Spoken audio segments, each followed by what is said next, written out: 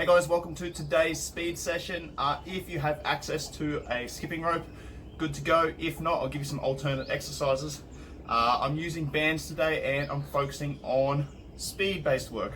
All right, so balance, coordination, timing, accuracy is important here, and the goal is to switch everything on and off really fast. So to start with the warm-up, I'm going to do 5 sets of 50 double unders. So we're working on that plyometric effect. Okay, rebounding, using that kinetic energy that we're storing when we're landing and just redirecting that in a different direction. Okay, so if you don't have a skipping rope, just do pogo hops, like so. Okay, you can also do toe touches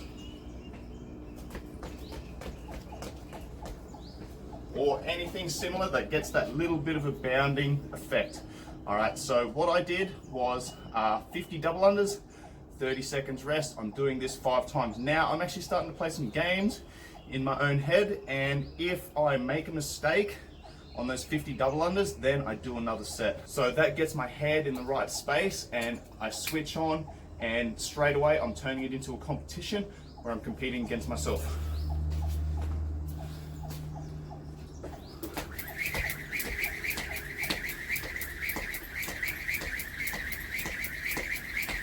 For double under technique, okay, you can go to one of my other YouTube videos and look for that. That'll get you through, or that'll teach you how to get your first double under. Okay, you can also go through single skips, or you can just practice 5 minutes worth of double under skill development. Next up, we're looking at some single leg stability work. So the drills that I'm doing here are some single leg broad jumps, jumping off one leg, landing on the same leg. All right, so I'm gonna do 2 reps up one side, 2 reps back opposite side. Go through that twice. Okay, so I'm doing 4 reps on each side. That's 1 set. I'm looking at 3 sets here moving forward. Then we're gonna move on to our single leg lateral jumps, which I'll explain in a moment. So what we're looking at here is stability, force production, and force absorption. When it comes to change of direction, speed, power, balance, coordination, timing, accuracy, etc., it's all about your ability to produce force, absorb force, and then redirect that force. So that's what we're looking at with the next 2 to 3 drills.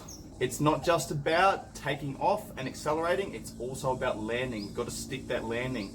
Okay, as soon as that foot hits the ground, I want everything from my foot up to my hip firing simultaneously to create that stability and that braking force. So I'm going to jump off my left leg on the way up, land on my left leg, off the right leg, land on the right leg on the way back.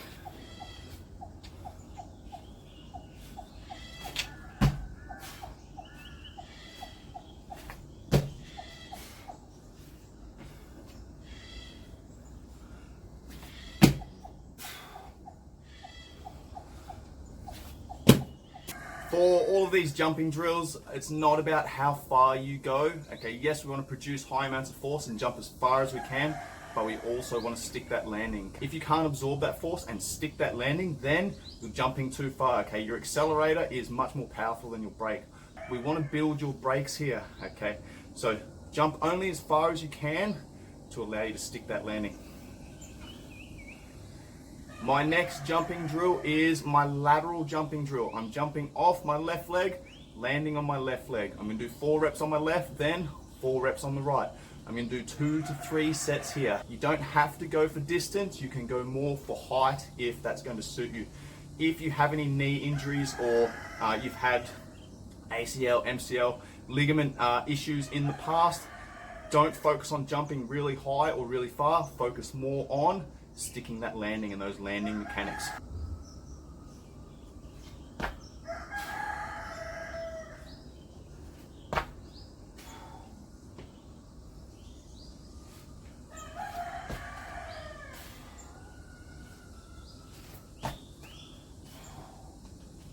So that drill was all about jumping off the outside leg, landing on the outside leg.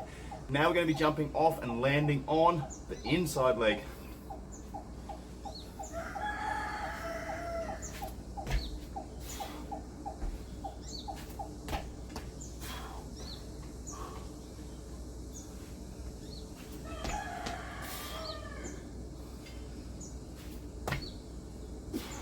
The rest periods that I'm having in between each set's roughly 30 to 40 seconds. Doesn't matter so much as long as I'm getting enough rest to allow my quality and my force production and stability to remain high. My next drill is my double lateral shift. So what I'm looking at here is combining all of those drills together into one drill.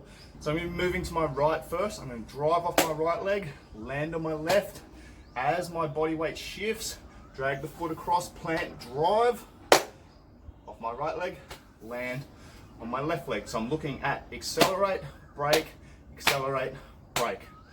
All right, then I'm going to come back the other way. I'm going to do 4 reps there, 3 sets through, roughly 20, 30, 40 seconds rest in between, enough to allow high quality work.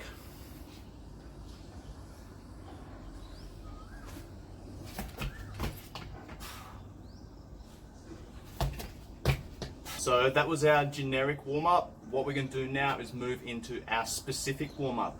Okay, we've got 2 exercises, but we're going to have a couple of variations here.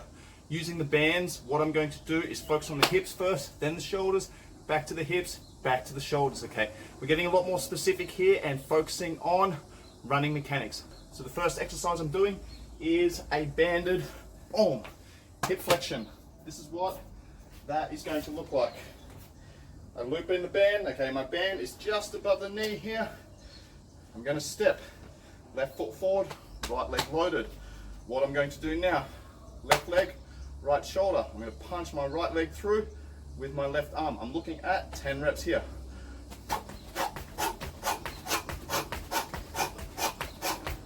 Alright, then 10 to 15 seconds rest before I transition over to the other side. Very important here that we get those arms involved as well. Right arm works with left leg, left arm works with right leg. My next drill is upper body running mechanics. I've got 2 bands there, 2 different sizes, black band and a red band. I'll give you some alternate exercises if you don't have access to 2 bands. What I'm looking at here is running mechanics. So feet are going to be hip width, 1 band in one arm, 1 band in the other arm. I'm looking at, boom, these running mechanics here. I want my arms moving forwards and backwards, so I'm nice and efficient. What I don't want is this, all right? 1 band one hand, 1 band other hand, stand square, then I'm going to punch, same side, same time. I'm going to punch, 1 arm back, 1 arm forward at the same time. 10 reps here.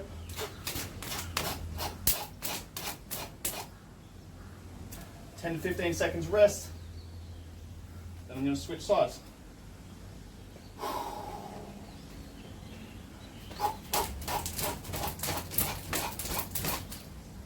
I'm looking at 3 sets of 10 there, roughly 20 to 40 seconds rest in between sets. My next hip-based variation is my banded hip extension. So what we're looking at is replicating those running mechanics as the foot drives into the ground and pulls you forward. So we're loading through hips, hamstrings.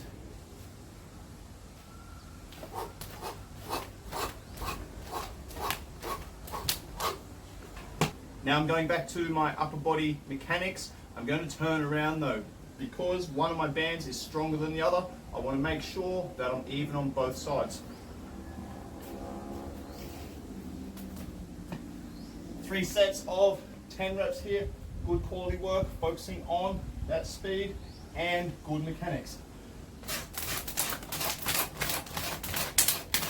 And that is my warm-up done.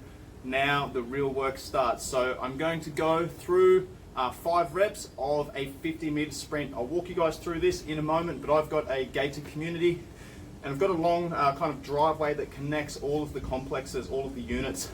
And that starts down the bottom, it comes up and around. So I'm going to sprint that loop and it's roughly 50 meters. I'm going to go every 2 minutes looking at 5 reps. This for me is not a conditioning based session. This is all about speed development, not speed endurance. Okay, so should take me roughly 6 to 7 seconds to get through that 50-meter sprint, slight incline up around the corner. All right, then I'm going to rest for the remainder of the 2 minutes. I'm going to hit that 5 times. If you want to make this a little bit more of a conditioning based session, then what you can do is if you have 50 meters to sprint, okay, go every minute. If you have only a short distance, you don't have access to 50 meters, then you can do a 10-meter sprint. It might be in the backyard, okay, and you might do that 10 times every minute, or you might reduce the rest period down to 30 seconds. Do 10 sprints, 10 meters every 30 seconds, okay. So that'll take 5 minutes. You can have a couple of minutes rest, then do that again, okay, and that is a very good conditioning-based session. You can also do the same thing with a set of stairs, okay. If you've got a set of stairs that's only 10 stairs long, you might just do max effort speed work, up the stairs, walk back down recovery, at the 30-second mark, go again, okay. Repeat that 10 to 20 times. So total distance we want to cover here is roughly 200 to 400 meters in total, okay. We don't really want to be doing too much less than that, and we definitely don't want to be doing any more than that. If you want to make it a conditioning based session, reduce the rest period, do repeats, max effort. If you want to make it a speed development session, longer rest periods, less reps, high quality work. Let's have a look. So option 1, a set of stairs. I'm going to sprint up here as fast as I can, then walk back down recovery. At the 30-second mark, boom, I go again. I might do that 10 times, then have a couple of minutes rest and do 2 sets of that. Option 2, I've got this slight incline here. It's only about 8 to 10 meters.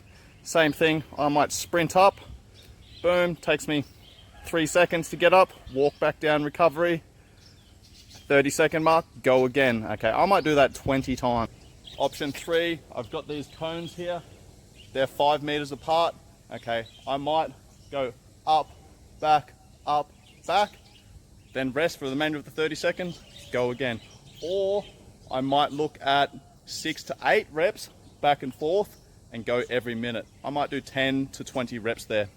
What I'm doing today, however, is 50-meter sprints, slight incline. This is my finish line.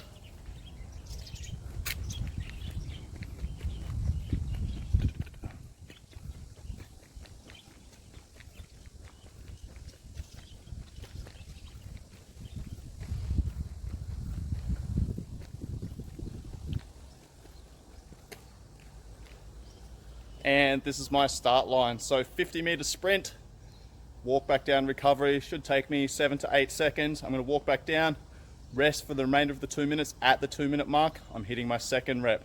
All right, I'm going to do 5 reps there.